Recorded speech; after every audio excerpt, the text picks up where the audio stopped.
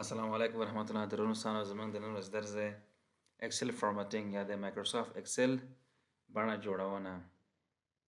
مایکروسافت اکسل د فارمټینګ یا د بڼه جوړونه ډیر مهم اړخونه لري چې عموما اکسل فارمټینګ د ډیټا او د معلوماتو د ښودلو تفکیک کولو لپاره استعمالیږي او همدارنګه موږ ته دا اختیار راکوي چې خپله مهمه ډیټا په مختلفو شکلونو او رنګونو سره وښایو، لکه عنوانونه په یو بڼه سره ښودل کیږي، همدارنګه د لیکونو سرحدونه یا بارډر چې ورته ورکیږي هغه په بلې بڼه سره ښودل کیږي.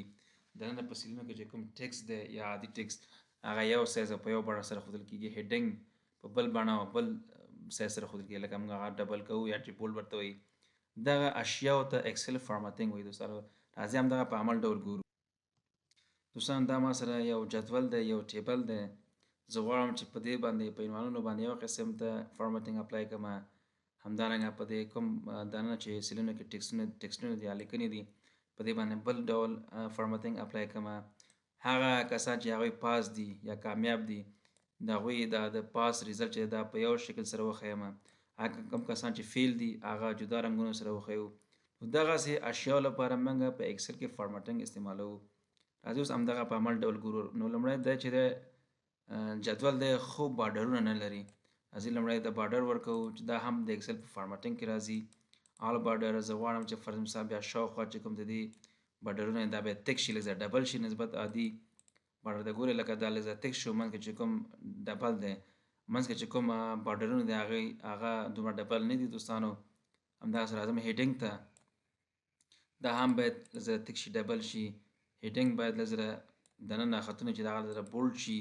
دا ټول په اکسل فارمټینګ کې استعمال، دا ټول چې دوستانو دا د فارمټینګ لپاره استعمالیږي. همدغه ټیب کوم دغه اشیا یا پروګرامونه چې دي یا اپشنونه چې دي دوستانو.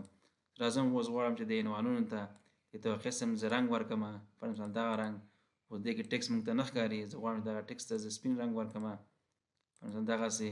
اوس دا چې د عنوان چې دی باید دا په منځ کې وي، نو دا زه منځ ته راولم. دغه ټول فارمټینګ دی دوستانو. همدارنګه زه غواړم چې دغه کوم دا شمیرې چې دا باید منځ ته راشي، دا یو قسم فارمټ شو.